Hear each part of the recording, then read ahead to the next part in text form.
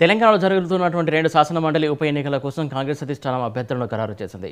మహేష్ కుమార్ గౌడ్, బల్మూరి వెంకట్ను అభ్యర్థులుగా ప్రకటించింది. ఈ మేరకు ప్రకటన విడుదల చేసింది.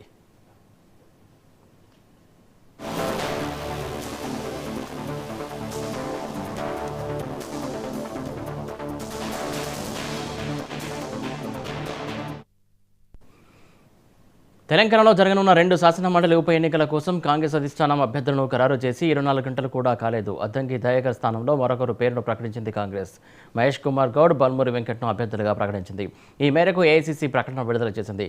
ఉప ఎన్నికల కోసం మహేష్ కుమార్ గౌడ్, బల్మూరి వెంకట్ అభ్యర్థిత్వాన్ని అధ్యక్షుడు మల్లికార్జున్ ఖర్గే ఖరారు చేసినట్లు ఆ party general secretary KC Venugopal వెల్లడించారు.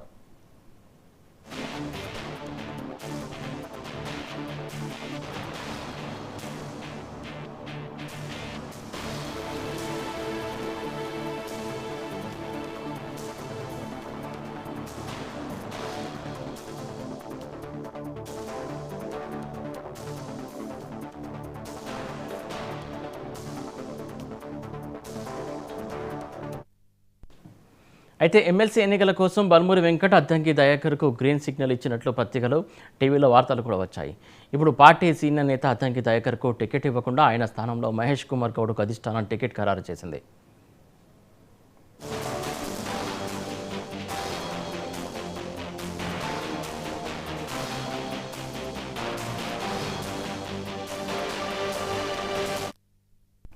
ప్రస్తుతం అద్దంకి దయాకర్ కాంగ్రెస్ అధికార ప్రతినిధిగా కొనసాగుతున్నారు. గత అసెంబ్లీ ఎన్నికల సమయంలో తుంగతుర్తి టికెట్ ఆశించారు. చివరకు ఆయనకు టికెట్ ఇవ్వలేదు. ఆయన స్థానంలో మరొకరికి టికెట్ ఇచ్చిన కాంగ్రెస్ అధిష్టానం అద్దంకి తగిన న్యాయం చేస్తామని భరోసా ఇచ్చింది.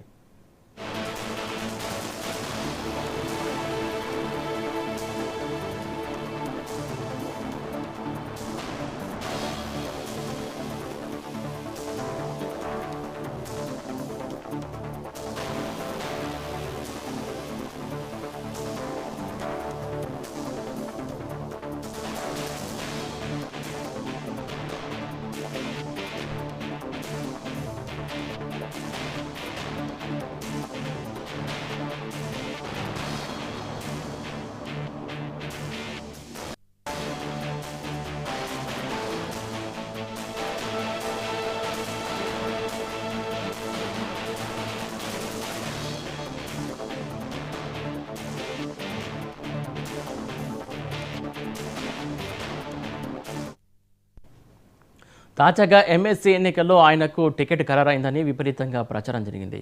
ఉప ఎన్నికలను మరోసారి మొండి చేయి చూపింది. ఇదిలా ఉండగా నామినేషన్ల గడువు గురువారంతో ముగియనున్నది. 29న 2 స్థానాలకు పోలింగ్ జరగనున్నది. ఆ తర్వాత కౌంటింగ్ నిర్వహించి విజేతలను ప్రకటించనున్నారు.